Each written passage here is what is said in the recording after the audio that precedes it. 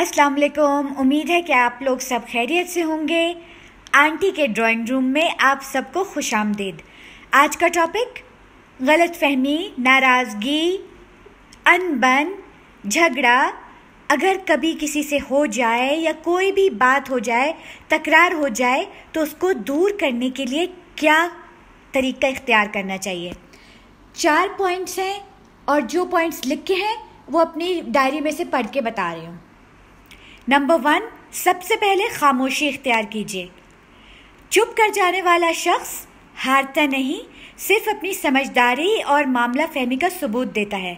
तो जब कभी किसी भी रिश्तेदार या दोस्त या सहेली या कुलीग या पड़ोसी, बिजनेस पार्टनर, गर्ज ये कि कोई भी जानने वाले से आपकी बहस या लड़ाई या नाचाकी हो, तो फ़ौरन से पेशतर ये जो हमारी ज़बान होती है ना, ये जिससे हमें बस ये होता है कि नहीं, जो हमारा पॉइंट ऑफ व्यू है, हम अपने नुक्ते को, अपनी बहस को, हमें अपनी बात को नशर करना है।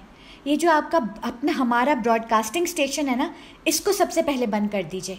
क्योंकि जब भी लड़ाई वगैरह होती है, नाराज़गियों में, कभी भी किसी के मुंह से उस वक्त हीरे मोती तो झड़ते नहीं हैं।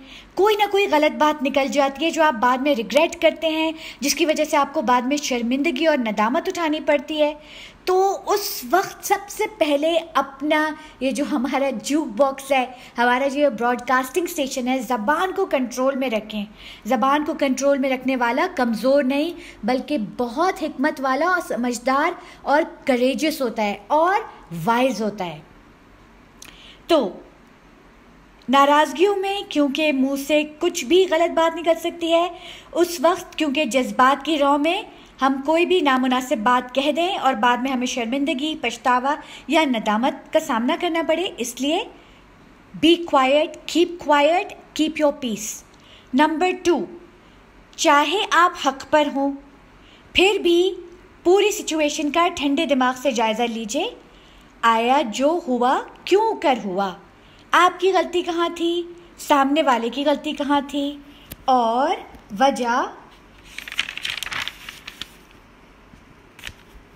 वजह क्या हुई। यानी कि जो आपकी जो भी मिसअंडरस्टैंडिंग वगैरह हुई, उसका कोई ट्रिगर, कॉज या रीज़न, असल मसले की वजह क्या थी, गलत फहमी की या दिलों में बात आने की, दिलों में फ़र्क आने की क्या वजह हुई।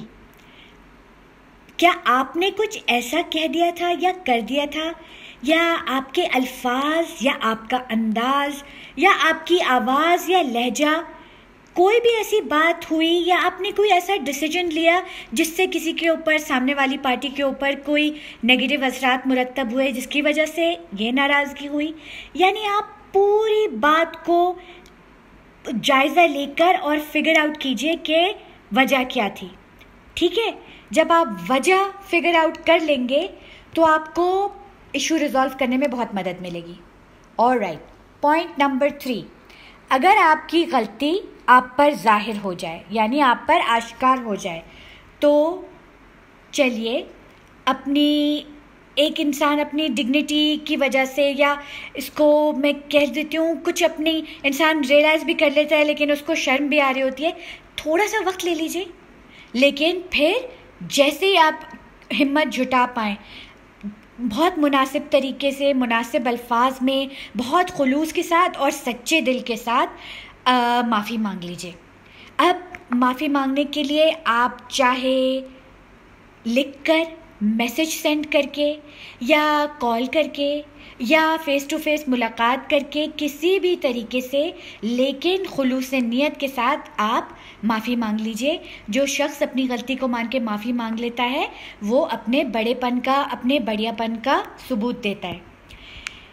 अच्छा जनाब, एक और आपको पते की बात बताऊं, अगर आप किसी से सच्चे दिल से किसी को कॉम्प्लीमेंट दे रहे हो, शुक्रिया अदा कर रहे हो, या माफ़ी मांग रहे हो, in any of this situations, अगली पिछली बातों को दोहराना और जो बातें रिजॉल्व हो चुकी हैं या जो पुरानी हो चुकी हैं, उनको दोबारा से रेफरेंस नहीं करें।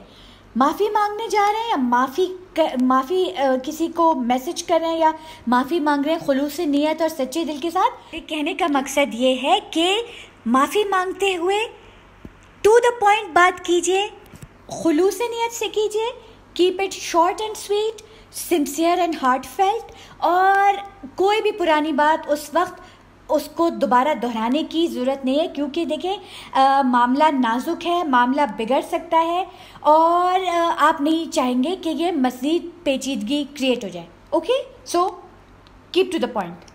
बाद में अलबत्ता आप ये कर सकते हैं कि अगर ज़रूरत हो तो आप उनको बता सकते हैं, जिससे भी आपकी बात हुई थी बता सकते हैं कि दरअसल मैं ऐसे महसूस कर रहा था, मुझे ये बात बुरी लग गई थी या मेरा दिल इस बात पे ज़रा दुख गया था कि ये जो हुआ था।